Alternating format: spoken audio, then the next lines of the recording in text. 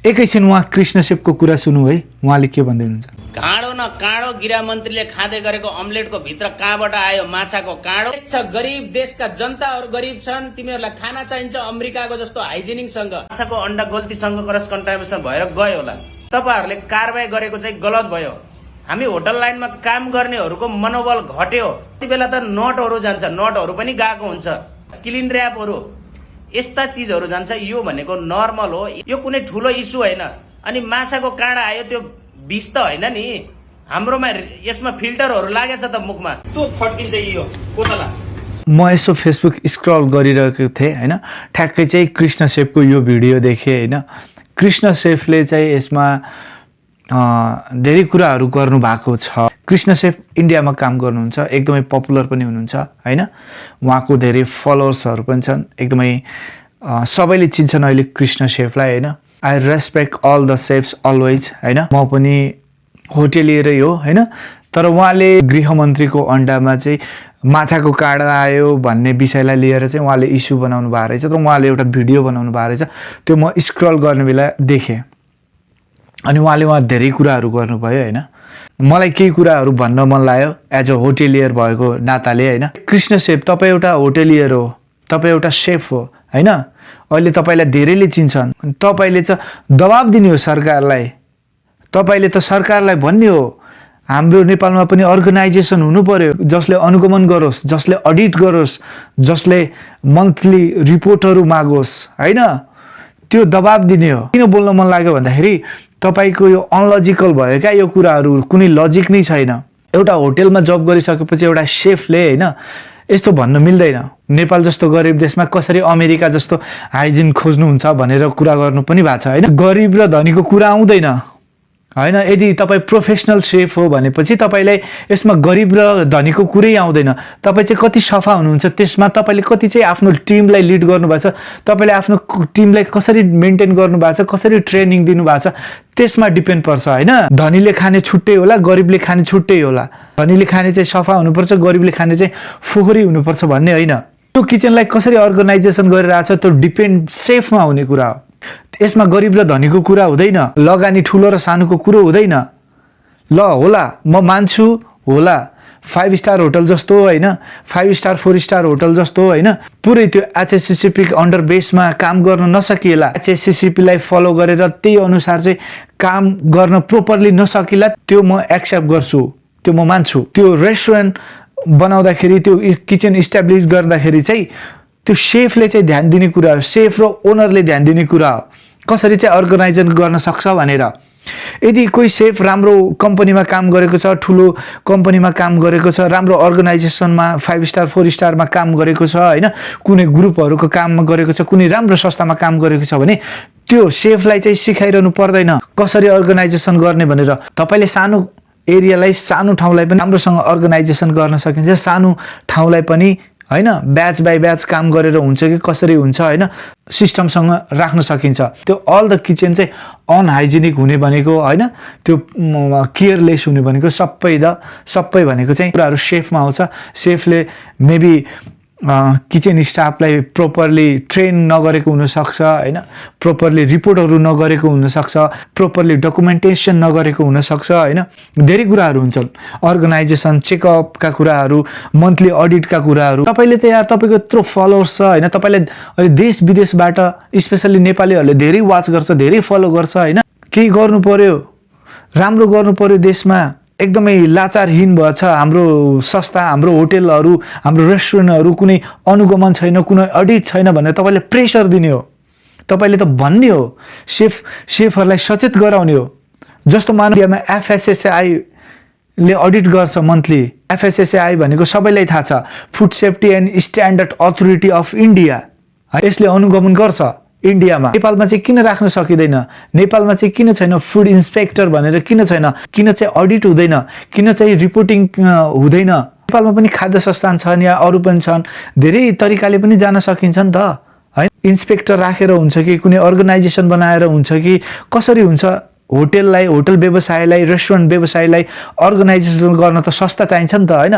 त्यो संस्था किन छैन भनेर दबाब दिने हो। तपाईले आफ्नो आवाज राख्ने हो। सब सेफहरूलाई यो कुरा पुर्याउनु साटो तपाईले त यार नेपाल जस्तो ठाउँमा गरिब देशमा 10 लाख 20 लाख खर्च गरेर कसरी चाहिँ सबै फ्यासिलिटी पर्दैन, सबै फ्यासिलिटी पर्दैन। त्यही किचनलाई चाहिँ कसरी अनुगमनले भन्नुभएको छ क्या भिडियोमा हैन, यो क्लिन र्याप नट बोल्टहरू जान्छन्, यो सामान्य हो भनेर। That's not joke. तपाईलाई थाहा छ कि छैन हैन, होटलहरुमा मैले पनि इन्डियाको राम्रै स्टार होटलमा मैले जब गरेको छु हैन।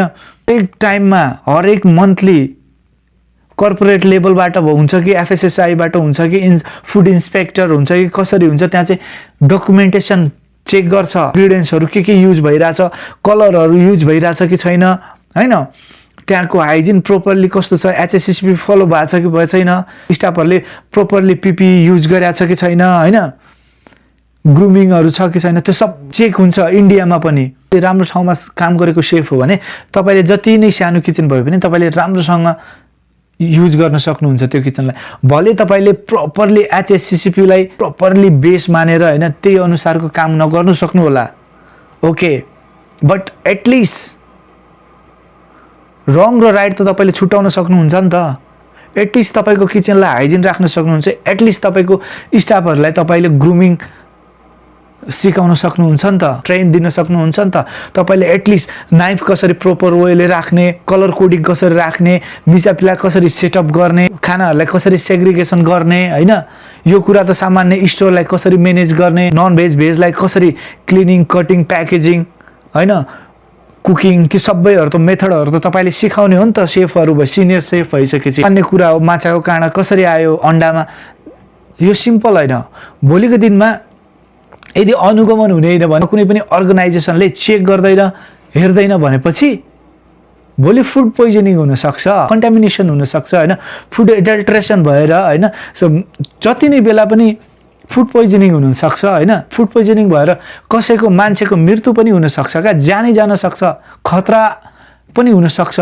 त्यो अवस्थामा चाहिँ को चाहिँ जिम्मेवारी हुने, सामान्य हो भन्न मिल्दैन। हामी जब गर्ने किचनमा पनि हामीले चाहिँ कसरी अर्गनाइजेसन गरेर आउँछौँ हैन, नाइफलाई स्टेलाइजर बक्समा हैन, कटिङहरु कलर कोडिङ, नाइफहरु कलर कोडिङ हैन, भेजिटेबल सेनिटाइजर गर्ने, क्लोरिन ट्याब्लेटदेखि लिएर हरेक कुराहरु हैन, क्लोरिन ट्याब्लेटदेखि लिएर वास गर्ने, प्रोपर सेनिटाइजर गर्ने, प्रोपर इभन हामी यतिसम्म कि हैन 4 पटक फ्रिजरको टेम्परेचर कति छ, यो फ्रिजरको टेम्परेचर कति छ भनेर त्यसलाई फलोअप गर्नुपर्छ। यदि तपाई बिग क्वान्टिटीमा बल्क क्वान्टिटीमा बनाउँदै हुनुहुन्छ भने त खाना बनाइसकेपछि त्यसको स्याम्पल पनि राख्नुपर्छ, फुड स्याम्पल पनि 3 दिनसम्म राख्नुपर्छ, first day, second day, third day, ताकि भोलिको दिनमा खानामा पोइजन या कसैलाई के गाह्रो भयो कसैलाई फुड पोइजन भयो केही भयो केस गर्यो भने फुड स्याम्पलले चाहिँ देखाउन सक्छ यी है हाम्रो खाना यहाँ छ, सुरक्षित छ, तपाई ल्याबोरेटरीमा गएर चेक गर्न सक्नुहुन्छ। राखेको हुन्छ बल्क क्वान्टिटीमा बन्ने ठाउँमा चाहिँ। तपाई चाहिँ यसरी अनलजिक कुराहरू गरिनु भएको छ, यसले चाहिँ आफूलाई चाहिँ डिमोटिभेट गरेको हैन, होटेलियरलाई डिमोटिभेट गरेको हैन, अनुगमन गरेर अडिट गरेर चाहिँ यो कुराहरूले चाहिँ शेफलाई चाहिँ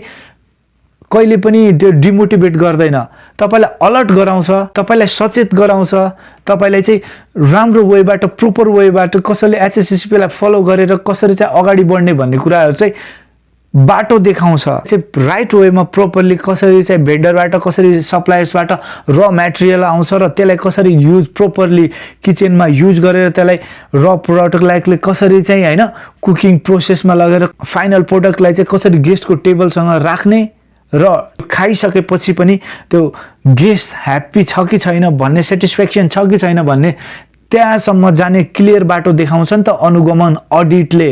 चाहिँ यसको अनुगमन किन हुँदैन, सरकारले किन हुँदैन, किन गरिब भन्ने बित्तिकै अमेरिका हुने बित्तिकै पुरै सफा र क्लिन हुने र नेपाल हुने बित्तिकै गरिब हुने बित्तिकै पुरै नराम्रो र गन्दा हुन्छ भन्ने हुँदैन। म पनि एक्सेप्ट गर्छु कहिलेकाहीँ सानो कुराहरू जान सक्छ, कसरी चाहिँ कन्भिन्स गर्ने र कसरी अपोलोजाइज आफूले गरेको गल्तीको कसरी एपोलोजाइज गर्ने हैन, त्यति बेला चाहिँ कसरी चाहिँ यदि तपाई अर्गनाइजेसन ठुलो संस्थाबाट या ठुलै कुनै मान्छे आयो भने उसले चाहिँ तपाईलाई माफी दिदैन, उसले चाहिँ तपाईको कामलाई ओके एक टाइम भइसक्यो ल ठीक छ अब अर्को टाइम नगर्नु भन्दैन, उसको कामै एक्सन लिने, उसको कामै सचेत गराउने, उसको कामै तपाईलाई दण्डनीय गर्ने। यदि तपाईको देशमा कुनै पनि दण्ड छैन, यदि तपाईको देशमा हैन कुनै पनि रुल्स रेगुलेसन छैन भने त्यो एकदमै ओपन हुन्छ, त्यहाँ केयरलेस हुन्छ, त्यहाँ जे पनि हुन्छ। यो कुरा होटल इन्डस्ट्रीमा मात्र होइन, हरेक क्षेत्रमा नीति नियम कानुन रुल्स रेगुलेसन छैन, कुनै मापदण्ड छैन, कुनै अडिट छैन, कुनै इन्स्पेक्सन छैन भने नथिङ क्या ब्रो। त्यो देश नै लथालिङ्ग हुन्छ, त्यो सोसाइटी त्यो कम्पनी नै लथालिङ्ग हुन्छ। Krishna chef, I respect you, किनभने तपाईँ सेफ हुनुहुन्छ होइन। तपाईँले लङ टाइमदेखि म तपाईँलाई देखिरहेको हुन्छु होइन। हाम्रो देशमा भएको कुरीति विसङ्गति यस्तै त्यो लथालिङ्ग भएको होइन, चारैतिर जे यताउता भएको कुराहरूलाई तपाईँले उठाउनुहोस्, त्यहाँसम्म पुर्याउनुहोस् कि तपाईँको कुरा सुनोस्, तर अर्गनाइजेसनलाई कमजोर बनाउने कुरा चाहिँ नगर्नुहोस्, अनलजिकल कुरा नगर्नु होला होइन। यो मेरो सजेस्ट मात्रै हो, तपाईँले सजेस्टको रूपमा लग्नु होला होइन। कतिपय कुराहरू सिक्नु भएको छ, राम्रो कुरा छ होइन। कतिपय कुराहरू तपाईँले दिनुहुन्छ त्यो राम्रो हो। त्यो फुडसँग रिलेटेड कुरा गर्दा चाहिँ अर्को मान्छेलाई चाहिँ तपाईँको कुरा चाहिँ पच्चे हुनु पर्यो, पस्न सक्ने चाहिँ हुनु पर्यो है। अनि त्यो फड्किरहेको कोतला हो कि कत्ला हो होइन।